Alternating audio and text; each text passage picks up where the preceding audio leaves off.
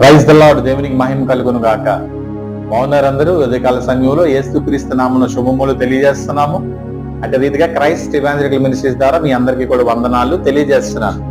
ఉదయకాల సమయంలో దేవుడు మనతో మాట్లాడుతున్నటువంటి ఒక మాటను మీ ముందు ఉంచాలని ఆశపడుతున్నాను.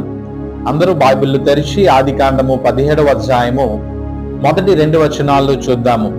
అబ్రాము 99 ఏడేండ్ల వాడైనప్పుడు యెహోవా అతనికి ప్రత్యక్షమై, నేను సర్వశక్తి గల దేవుడను, నా సన్నిధిలో నడుచుచు నిందారహితుడిగా ఉండము, నాకును నీకును మధ్య నా నిబంధన నియమించి నిన్నచ్చరికముగా అభివృద్ధి పొందించేదనని అతనితో చెప్పెదను.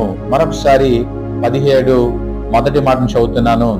నేను సర్వశక్తి గల దేవుడను. ఈరోజు the title of the message ఏంటంటే ఎల్ షదాయ్, సర్వశక్తి గల దేవుడు. ఆయనకు అసాధ్యమైనది ఏమీ కూడా లేదు. ప్రియమైనటువంటి దేవుని బిడ్డలారా, నీ జీవితంలో నువ్వు ఏది అసాధ్యమని అనుకుంటున్నావో, నీ జీవితంలో మరి ఏది ఇంకా జరగదని అనుకుంటున్నావో దాన్ని సుసాధ్యము చేయగల గొప్ప దేవుడు ఉదయకాల సమయంలో అబ్రహాము ద్వారా దేవుడు మాట్లాడాలని ఆశపడుతున్నాడు. వాస్తవానికి ఏం జరిగిందని అంటే, మరి ఊర్ అనేటువంటి ఆ ప్రదేశాన్ని నుండి కానానికి నడిపించబడినప్పుడు సుమారు అబ్రహాము వయసు 75 సంవత్సరాలు. అప్పుడే దేవుడు అబ్రహాముకు ఒక వాగ్దానాన్ని ఇచ్చాడు. నిన్ను ఆశీర్వదిస్తాను, నిన్ను అనేక జనములకు ఆశీర్వాదకరముగా ఉంచుతానని చెప్పాడు. మరి ఇప్పుడు అబ్రహాము యొక్క వయసు 99 సంవత్సరాలు. అన్ని రకాలుగా దేవుడు అబ్రహామును ఆశీర్వదించాడు. భార్యని కలిగి ఉన్నాడు, దాసిని కలిగి ఉన్నాడు, మరి దాసిల్ని కలిగి ఉన్నాడు, చుట్టూ పశువులు లేకపోతే పొలములు అన్ని కలిగి ఉన్నాడు. Is a millionaire. ఒకరోజు ఆఖరికి ఒకనొక సమయంలో 15వ అధ్యాయం వచ్చేసరికి ఒక డిప్రెషన్ లోకి వెళ్ళి ఆలోచిస్తున్నాడు.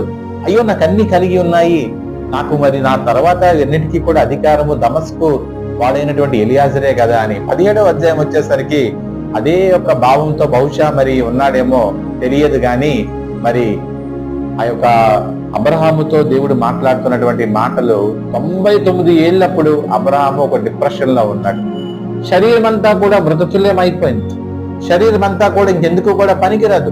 బహుశా నేను అనుకుంటాను షారా కూడా ఆల్మోస్ట్ ద సేమ్ ఏజ్, ఒక 5-6 సంవత్సరాలు ఇటువంటి డిఫరెన్స్ ఉండొచ్చేమో గాని మృతతుల్యమైనటువంటి శరీరం కలిగినప్పుడు దేవుడు అంటున్నాడు, నేను సర్వశక్తి గల దేవుడను, నేను నిన్ను ఆశీర్వదిస్తాను, నా వాగ్దానం ఎప్పుడు కూడా నిరర్ధకము కానేరదు. కాబట్టి తదుపరి మాటల్లో దేవుడు అంటున్నాడు, నిన్ను అనేక జనములకు నీవు తండ్రిగా ఉంటావు, కాబట్టి ఇక మీదట నీవు అబ్రాము అనబడవు. అబ్రహాము అంటే నీ ద్వారా, నీలో జీవము నేను పెడుతున్నాను, నీ ద్వారా కూడా అనేకులకు జీవం వస్తుంది.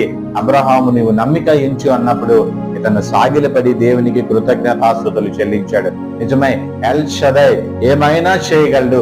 ఒక తుల్యమైనటువంటి ఆ యొక్క శరీరము నుండి ఒక కుమారుని అనుగ్రహించిన దేవుడు. నీ పరిస్థితి ఏ విధంగా ఉందో నాకు తెలియదు. నీ పరిస్థితి అంతా, నీ చాప్టర్ క్లోజ్ అయిపోయిందని నువ్వు అనుకున్నావా?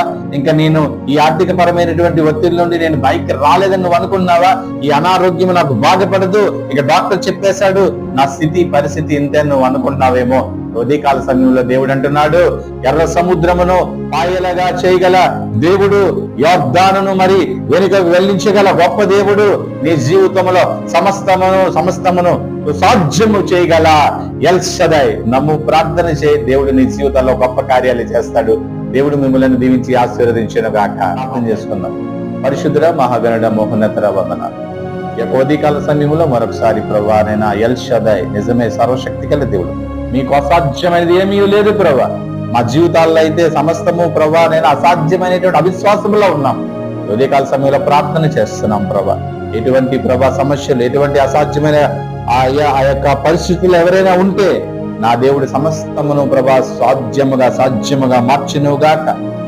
అబ్రహాము 100 ఏళ్ల వయసులో కుమారుని అనుగ్రహించావు. ఇశ్రాయేలు ప్రజలు ప్రభా ఆ యొక్క ఎర్ర సముద్రము ప్రభానైనా 2 పాయలుగా చీల్చిన గొప్ప దేవుడు. ఈ సమయంలో ప్రతి ఒక్క జీవితాల్లో మేలు కలుగు చేసి మరొకసారి ప్రభా ఎల్ షదాయ్ దేవుడు అని ప్రభా మేము సాక్షించడం కృప అనుగ్రహించమని నజరేను యేసు నామమున ప్రభా ప్రార్థన పొంది నమ్ముచున్నాము తండ్రి. ఆమేన్.